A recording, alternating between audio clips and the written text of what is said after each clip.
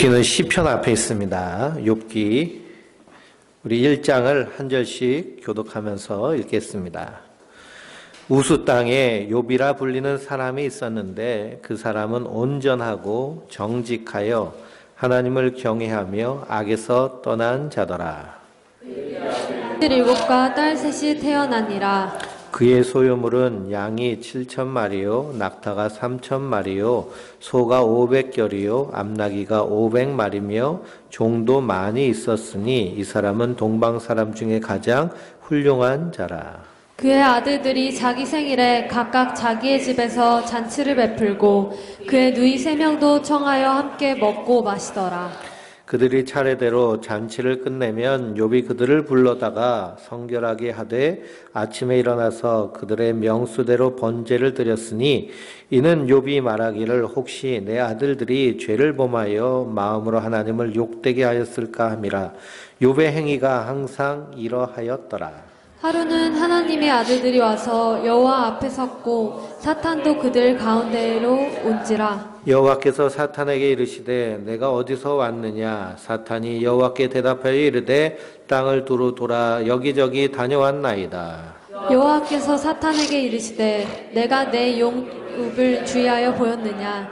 그와 같이 온전하고 정직하여 하나님을 경외하며 악에서 떠난 자는 세상에 없느니라. 사탄이 여호와께 대답하여 이르되 욥이 어찌 까닭없이 하나님을 경외하리이까. 주께서 그와 그의 집과 그의 모든 소유물을 울타리로 두르심 때문이 아니나이까. 그 주께서 그의 손으로 하는 바를 복되게 하사 그의 소유물이 땅에 넘치게 하셨음이니이다. 이에 주의 손을 펴서 그의 모든 소유물을 치소서. 그리하면 틀림없이 주를 향하여 욕하지 않겠나이까. 여호와께서 사탄에게 이르시되 내가 그의 소유물을 다 내 손에 맡기노라. 다만 그의 몸에는 내 손을 대지 말지니라. 사탄이 곧 여호와 앞에서 물러가니라.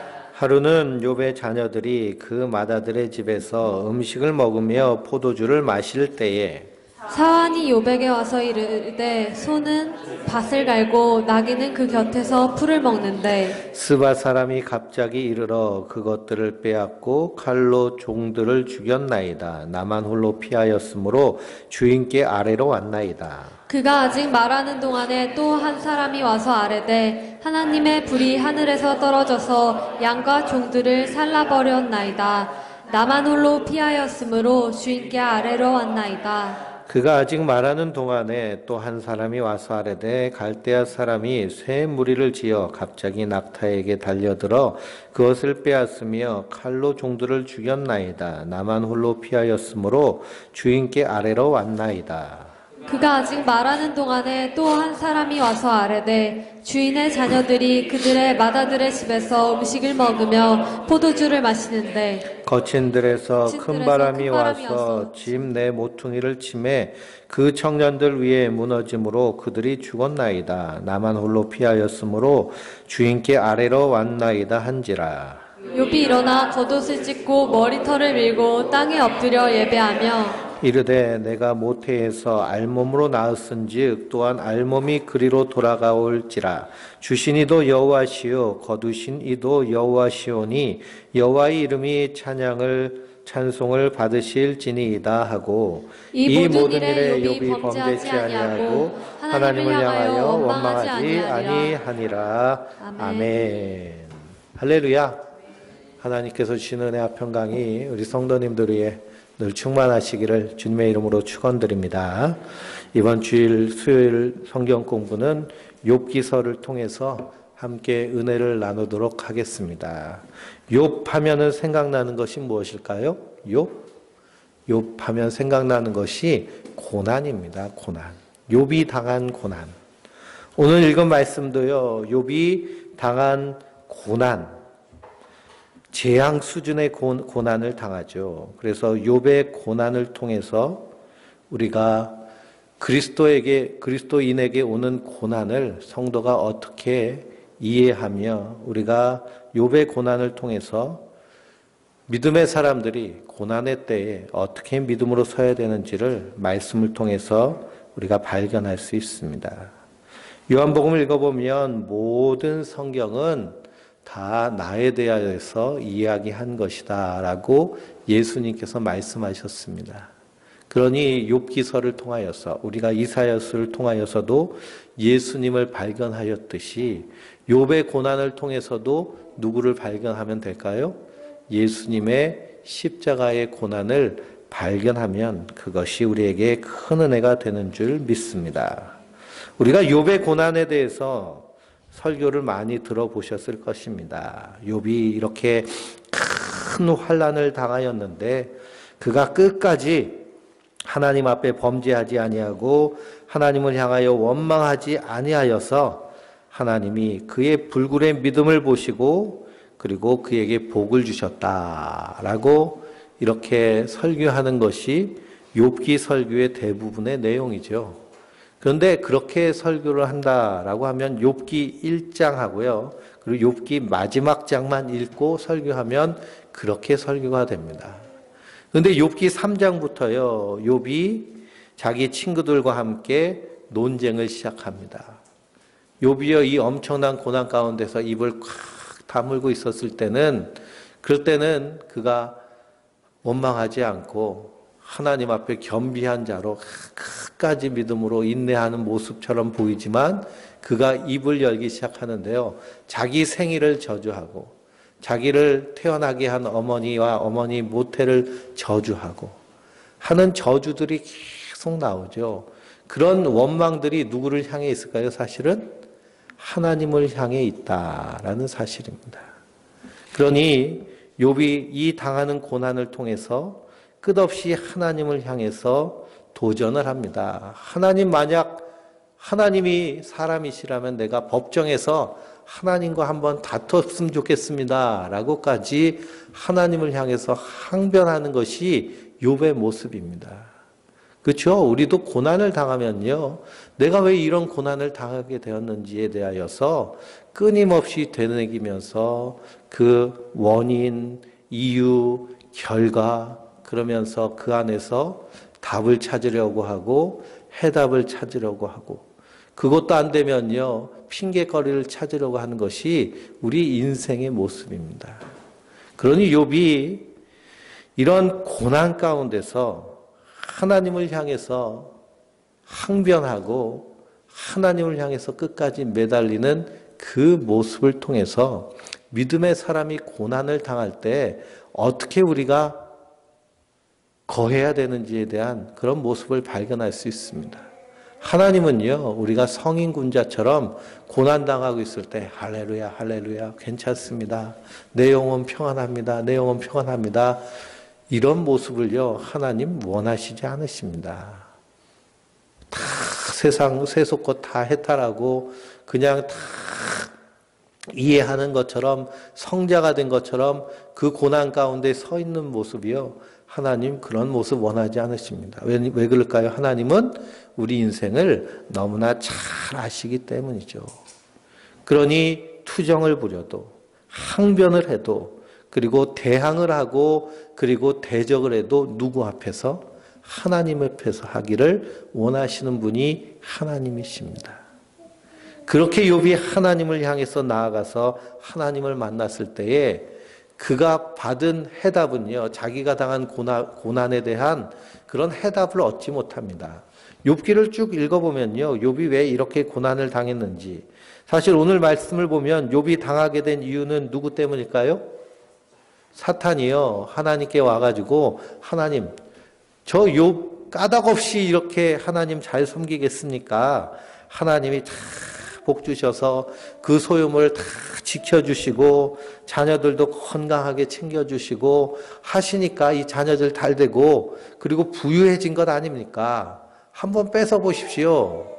이런 하늘에서 이런 일이 일어났습니다. 그러니 욥은 이 사실을 알지 못하지만요. 만약 알았다면 그러면 하나님한테 더 대들었을 것입니다.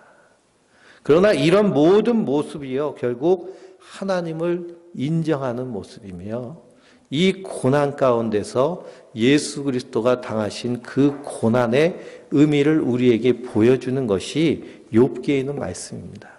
뿐만 아니라 우리 인생은요, 하나님 앞에서 항변할 것이 아무것도 없는 그런 티끌과 같은 인생임을 욥기를 통해서 우리에게 말씀해 주고 있습니다. 그러므로 욥이 당하는 이 고난을 우리가 살펴보며 우리 인생이 얼마나 하나님 앞에 그리고 이 우주적으로 볼 때 티끌과 같은 존재인가. 그럼에도 불구하고 하나님이 우리를 사랑하시고 우리를 위해서 사람이 되셔서 십자가에 달려 죽으신 그 고난의 의미를 욥의 고난을 통해서 발견하면 그 하나님의 은혜가 얼마나 큰지를 다시 한번 우리가 깨닫게 될 줄 믿습니다. 그래서 이 욥기의 서론과 같은 것이요, 우리가 욥기가 상당히 길죠. 그런데 서론과 같은 말씀을 발견할 수 있는데요. 시편 73편을 읽어보면 이것이 욥기의 서론과 같습니다. 한번 찾아볼까요? 시편 73편입니다. 시편 73편 1절부터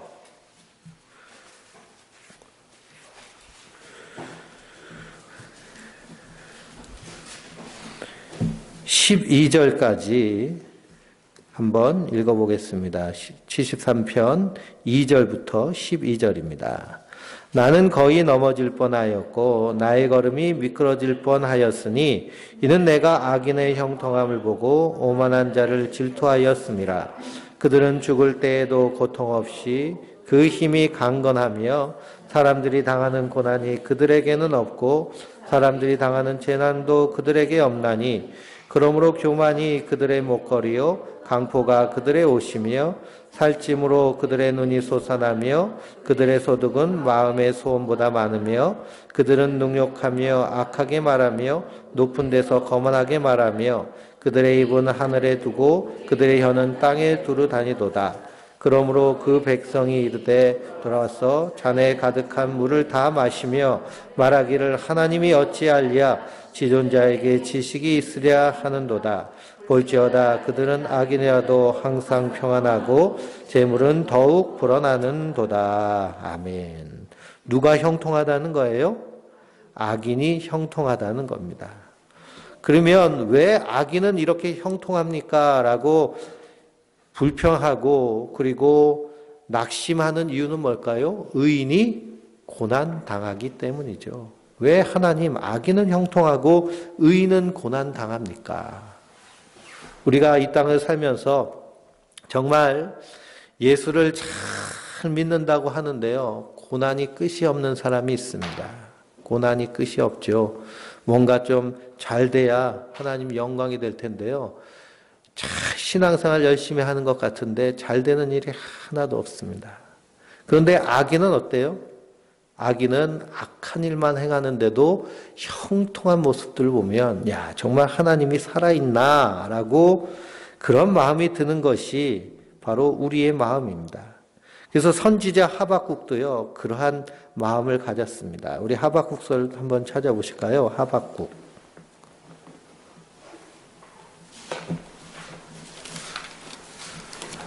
하박국서 2장입니다. 1303페이지의 말씀이죠. 하박국 2장 2절부터 4절입니다. 2장 2절부터 4절, 1절부터 4절 같이 읽어보겠습니다. 내가 내 파수하는 곳에 서며 성루에 서리라. 그가 내게 무엇이라 말씀하실는지 기다리고 바라보며 나의 질문에 대하여 어떻게 대답할는지 보리라 하였더니 여호와께서 내게 대답하여 이르시되 너는 이 묵시를 기록하여 판에 명백히 새기되 달려가면서도 읽을 수 있게 하라. 이 묵시는 정한 때가 있나니 그 종말이 속히 이르겠고 결코 거짓되지 아니하리라. 비록 더딜지라도 기라리라. 지체되지 않고 반드시 응하리라. 보라 그의 마음은 교만하여 그 속에서 정직하지 못하나 의인은 그의 믿음으로 말미암아 살리라. 아멘. 이 하박국 선지자가요 하나님을 향해서 항변합니다. 무엇 때문에 항변하느냐? 하나님 왜 악인은 형통하고 의인은 고난당합니까? 왜 악인은 이 땅에서 잘 먹고 잘 살고 의인은 이렇게 고통당하고 고난당합니까? 라고 하나님을 향해서 항변하죠. 그래서 파수에 서서 성루에서 하나님을 향해 크게 외치는 겁니다. 그랬더니 하나님이 그에게 대답하시죠. 이 묵시를 기록하여 판에 명백히 새겨서 달려가면서도 볼 수 있도록 그렇게 하라라고 하시는 겁니다. 그것은 무엇이냐? 종말이 반드시 이를 것이고 그것은 거짓되지 않을 것이다. 비록 더딜지라도 반드시 응하리라. 그때는 악인은 어떻게 하시겠다는 거예요? 심판하시겠다는 겁니다.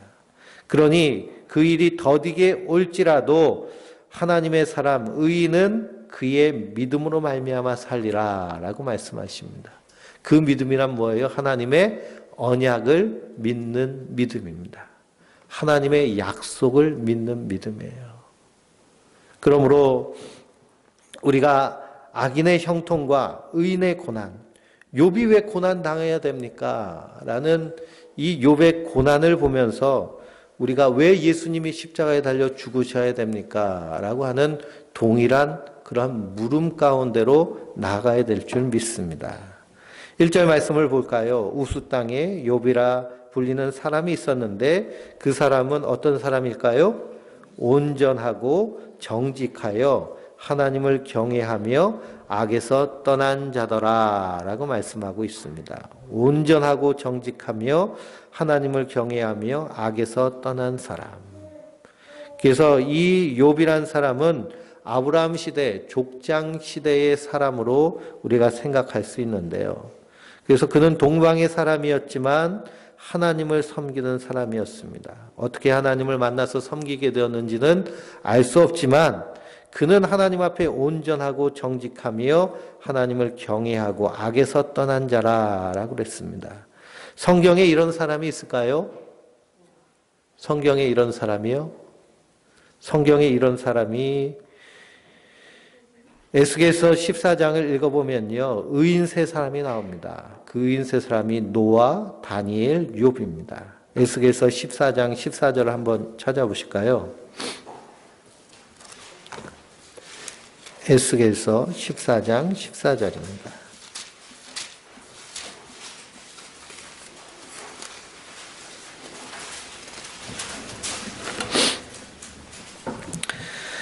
같이 읽어보겠습니다. 비록 노아, 다니엘, 욥 이 세 사람이 거기에 있을지라도 그들은 자기의 공의로 자기의 생명만 건지리라. 나 주 여호와의 말이니라. 20절입니다. 비록 노아, 다니엘, 욥이 거기 있을지라도 나의 삶을 두고 맹세하나니 그들도 자녀는 건져지 못하고 자기의 공의로 자기의 생명만 건지리라. 주 여호와의 말씀이니라. 아멘. 그러니 노아, 다니엘, 욥은 자기의 의로 구원받을 만큼 그렇게 하나님 앞에 의로운 사람이죠. 그러나 노아, 다니엘, 욥도 결국 선악과를 따먹고 나온 그런 인생입니다. 그러니 온전하고 정직하고 하나님을 경외하며 악에서 떠난 사람이라고 생각하면 하나님이 사람이 돼서 이 땅에 오신 예수님을 생각할 수 있습니다. 예수님이 이 땅에서 십자가에 달려 죽으시기 위해 고난을 당하셨죠. 히브리서 5장 6절을 보면 그가 아들이면서도 받으신 고난으로 순종함을 배우셨다라고 말씀하고 있습니다. 그러니 하나님이 고난을 배울 이유가 있을까요? 없을까요?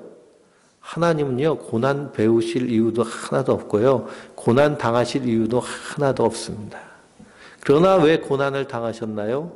바로 죄인인 인생들을 구원하시기 위해서 고난 당하신 것입니다.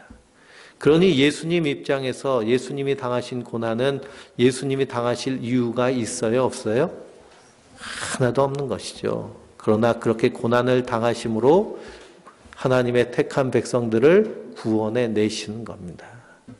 그리고 그 고난에 참여하게 하심으로 하나님의 백성들을 그 십자가에 참여하게 하는 은혜를 주십니다. 그래서 고난에 대해서 성경은 말씀하고 있는데요. 디모데후서 3장 3절을 보면 너는 그리스도의 좋은 병사로 나와 함께 고난을 받으라 라고 말합니다. 사도 바울이요, 복음을 증거하면서 고난당하는 것을 마땅하게 생각했습니다.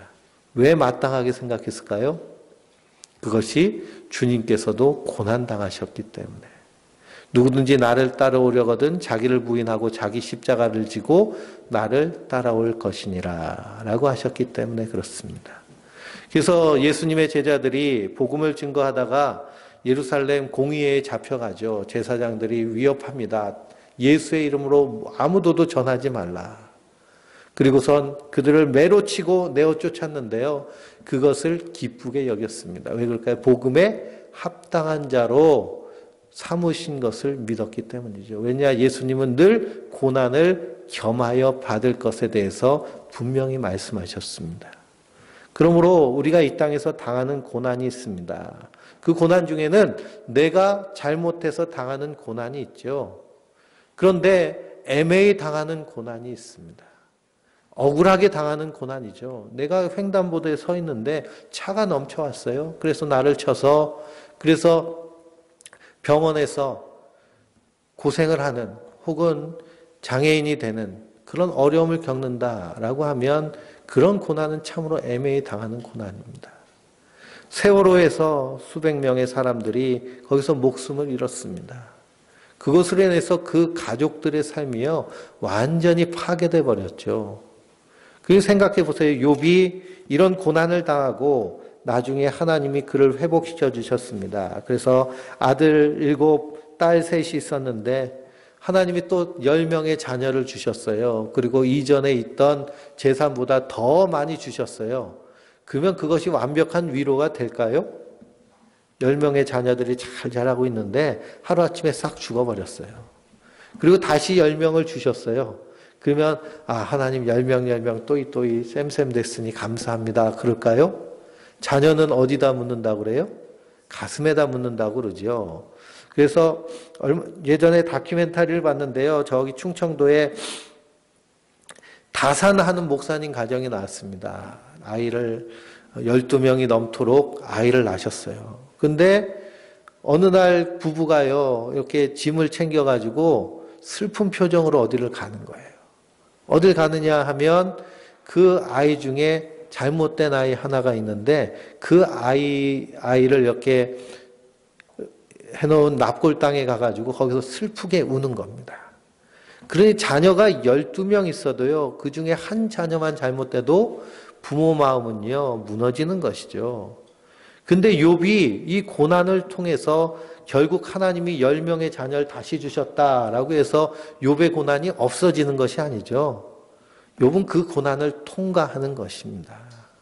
그 통과하면서 욥이 깨달은 것은 무엇이냐?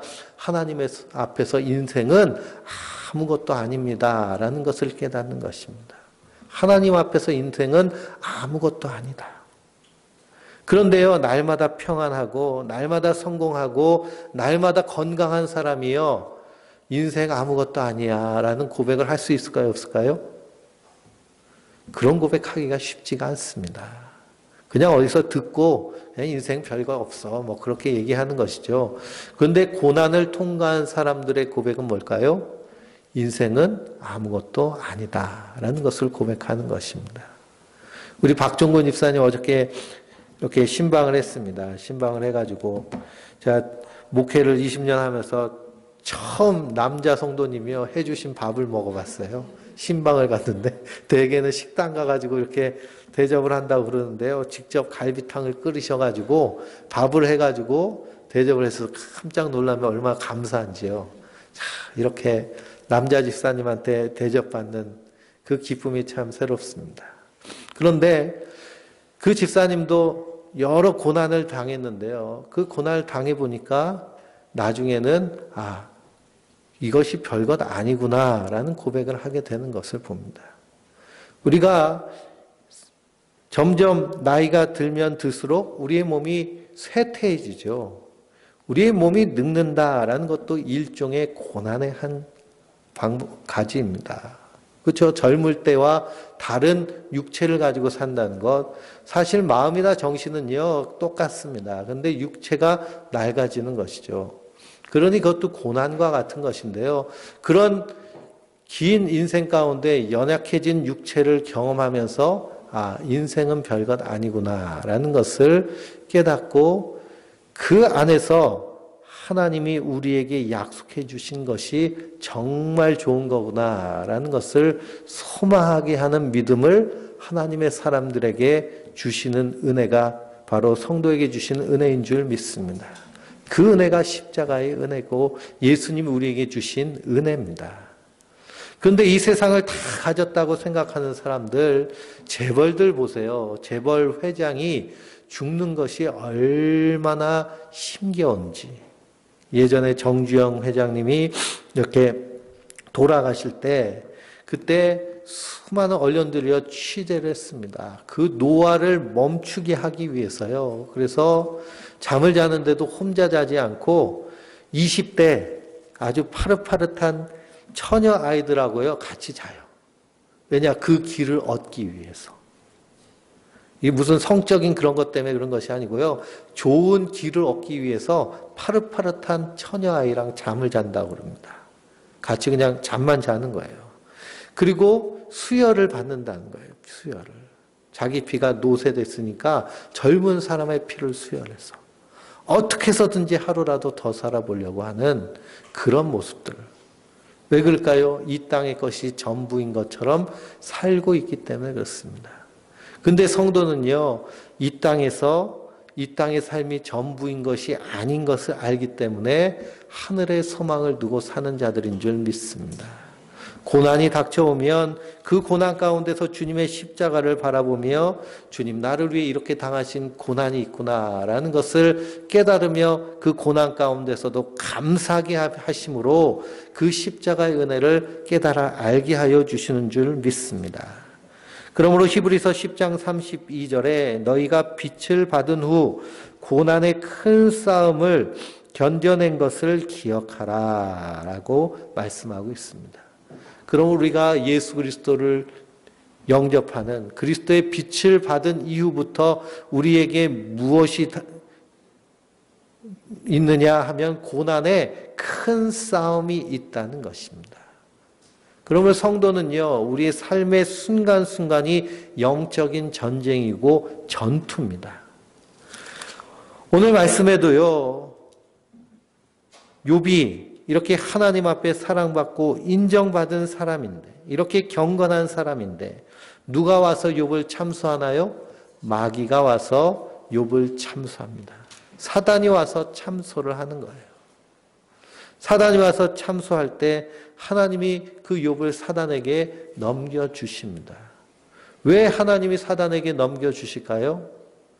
하나님이 욥을 붙잡고 계시기 때문에 넘겨주시는 것입니다.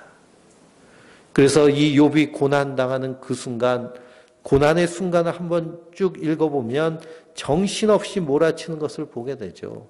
마치 죽은 자와 같이 됩니다. 그래서 그가 겉옷을 찢고 머리털을 밀고 땅에 엎드려서 하나님을 향해서 예배하는데요. 이 모습은 정말 자기의 최대의 슬픔을 자기의 모습으로 드러내는 모습입니다. 2장 말씀해 보면 더하죠. 우리 2장도 한번 한 절씩 읽어볼까요?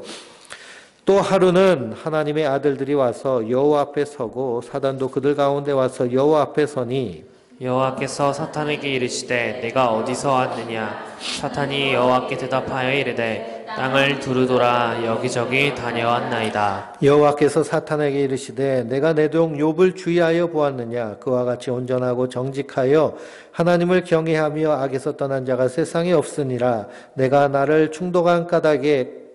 충동하여 까닭 없이 그를 치게 하였어도 그가 여전히 자기의 온전함을 굳게 지켰느니라. 사탄이 여호와께 대답하여 이르되 가죽으로 가죽을 바꾸오니 사람이 그 모든 수요물로 자기 생명을 바꾸올지라. 이제 주의 손을 펴서 그의 뼈와 살을 치소서. 그리하시면 틀림없이 주를 향하여 욕하지 않겠나이까.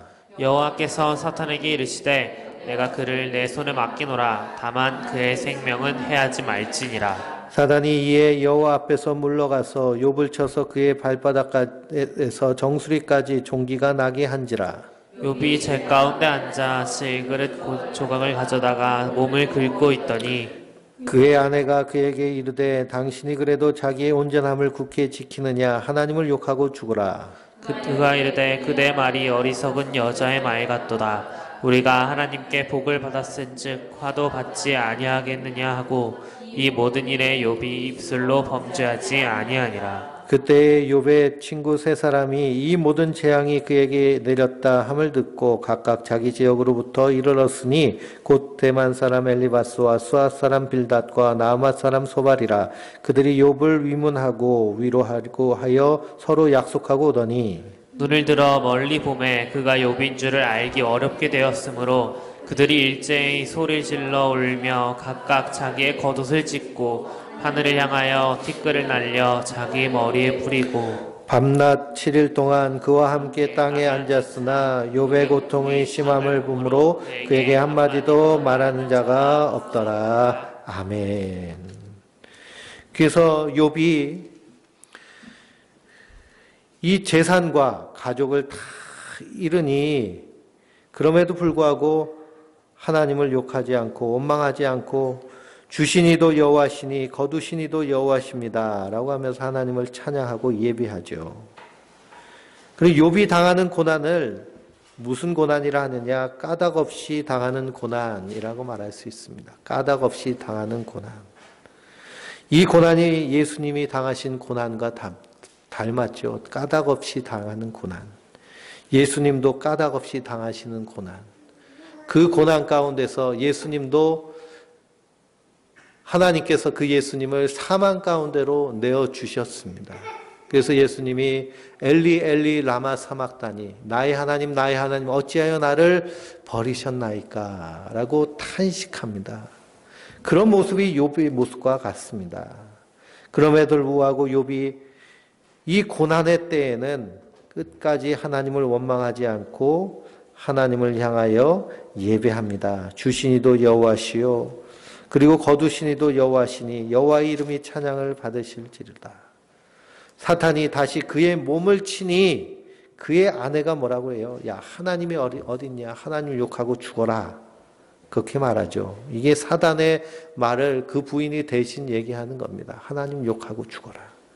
그럼에도 불구하고 욥은 끝까지 하나님을 인정합니다. 그대의 말이 한 어리석은 여자의 말 같도다.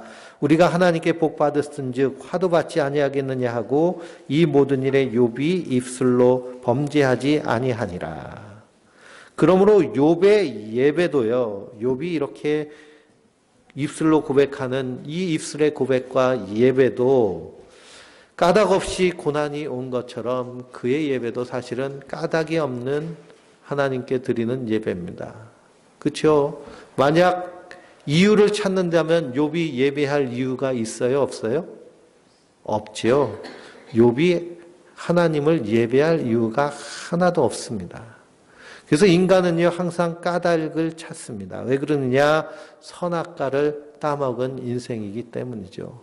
선악과를 따먹었다라는 것은 내가 하나님 자리에 앉아서 하나님이 됐다는 겁니다. 내가 주체가 됐다는 거예요. 그래서 이 세상 모든 것들이 사실 누구 중심으로 돌아간다고 생각해요? 자기 중심으로 돌아간다라고 생각합니다. 그러니 이 세상에서 가장 중요한 존재는 누굴까요? 내가 제일 중요한 존재예요. 나의 주변으로 이 세상이 다 돌아가기 때문에 그래서 내 뜻대로 되는 것, 그것이 이 선악과를 먹은 인간에게 있어서는 최고의 선입니다. 근데 내 뜻대로 되지 않고 그리고 이 고난이라는 것은 내가 정말 소중하게 여기는 것이 한순간 사라지고 없어져 버립니다. 그러니 이런 이 고난 가운데서 이유를 찾습니다. 이유를 찾아요. 이 마귀가 이유를 하나님 앞에 찾은 것처럼 끊임없이 이제 3장부터 이 고난의 이유에 대해서 그 친구들이 너 죄져서 그렇다. 네 자식들이 하나님 앞에 범죄해서 그렇다. 네가 숨긴 죄가 있어서 그렇다. 계속 추궁을 하면 아니다. 나는 그런 것이 없다. 의로운 자다. 하면서 계속해서 이유와 원인을 찾습니다. 근데 하나님 앞에서 그 이유와 원인이란 것이 결국에는 악한 모습일 뿐이라는 것입니다. 그렇죠? 지금 하나님께서 욥을 칭찬하십니다. 뭐라고 칭찬하세요? 넌 세상을 두루 다녀봤느냐? 내 종 욥을 주의하여 보았느냐?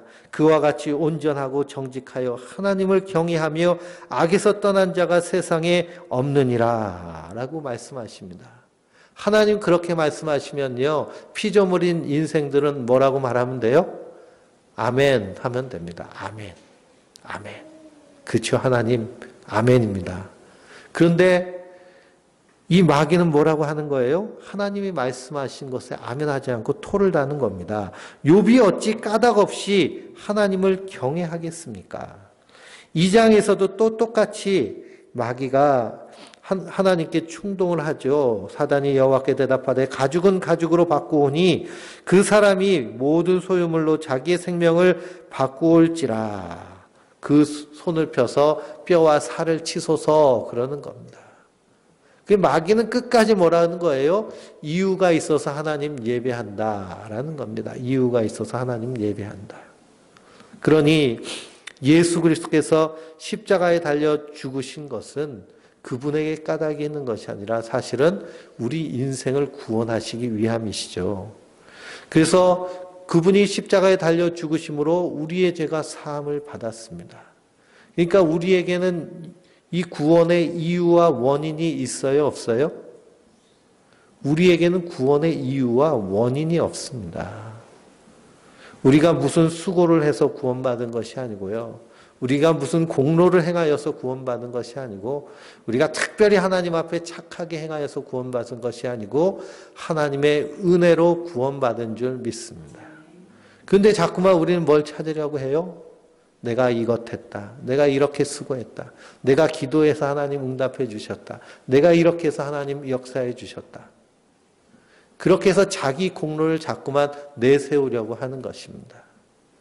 그러니 전적인 하나님의 은혜로 구원받았다라는 것을 우리 스스로 자꾸만 인정하지 않고 내가 무언가를 해서 구원을 이루려고 하는 그런 시도들, 우리 안에서 까닭을 자꾸 찾는 모습들이 우리에게 있다라는 것이죠. 왜 그러냐? 우리는 선악과를 따먹은 인생이기 때문입니다.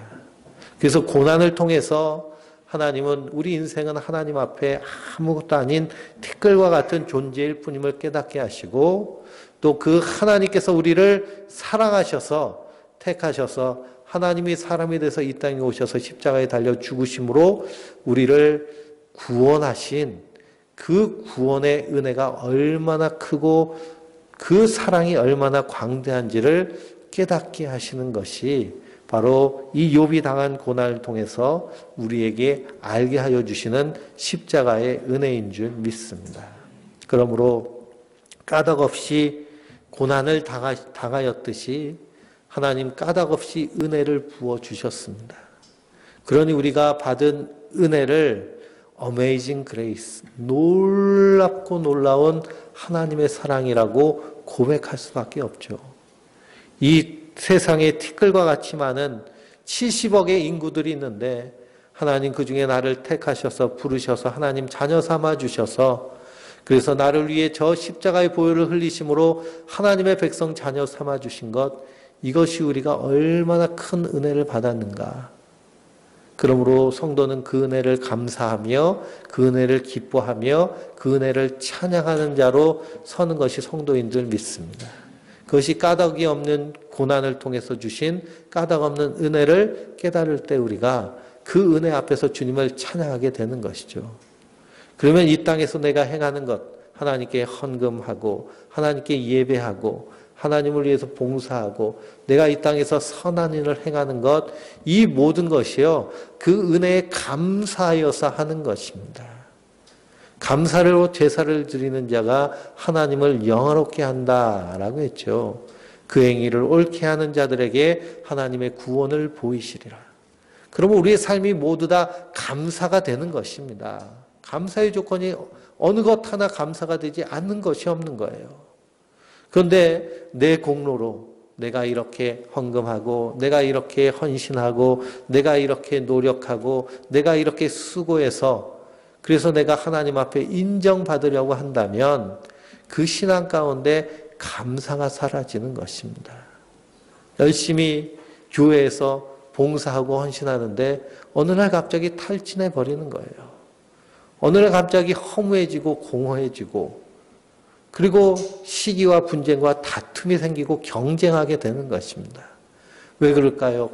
까닭없이 주신 그 은혜를 알지 못하기 때문에 그렇습니다. 그래서 믿음으로 말미암아 우리가 구원을 얻는 것이 기독교의 교리입니다. 이신칭이라고 하죠. 그 믿음은 예수 그리스도를 믿는 믿음입니다. 그 예수님은 하나님 사람이 돼서 이 땅에 오셔서 십자가에 달려 죽으심으로 우리의 죄를 깨끗하게 씻어주신 그 은혜를 온전히 깨달으면 값없이 주신 그 하나님의 사랑 안에서 우리가 기쁨으로 감사로 그리고 이 땅에서 즐거움으로 주의 일을 감당할 수 있을 줄 믿습니다. 그러므로 이 욥의 고난을 우리가 함께 묵상하면서 이 고난 가운데서 욥이 고난 가운데 고백하는 고백이 엄청난 고백들을 합니다. 예수님을 고백하고 구속자를 고백하고 성령님을 고백하고 저 하나님 나라를 고백하고 하는 이 고백 가운데서 그 신앙이 더 깊어지죠. 그러므로 하나님은 하나님의 사람들에게 고난을 주십니다. 이 고난을 통해서 더 주님의 부활, 더 주님의 십자가, 더 주님의 사랑 가운데 가까이 갈 수 있는 은혜를 우리에게 더하여 주시는 줄 믿습니다. 그러므로 우리의 삶 가운데 때로는 고난이 있습니다. 환난이 있습니다. 그 고난과 환난, 야고보서를 읽어보면 감당하지 못할 할 수 있는 시험밖에는 주신 시험이 없다라고 하죠. 욥은 이것을 감당할 만큼 되었기 때문에 하나님 이렇게 주신 것이고요. 우리 인생 가운데도 감당할 만한 시험 주시는 것입니다. 그 시험 가운데서 주님을 더 사랑하고 주님 약속하신 저 하나님 나라를 소망하며 믿음으로 사는 것이 성도의 삶인 줄 믿습니다. 그 은혜 안에서 날마다 굳게 서는 믿음의 승리자들 되시길 주님의 이름으로 축원드립니다. 우리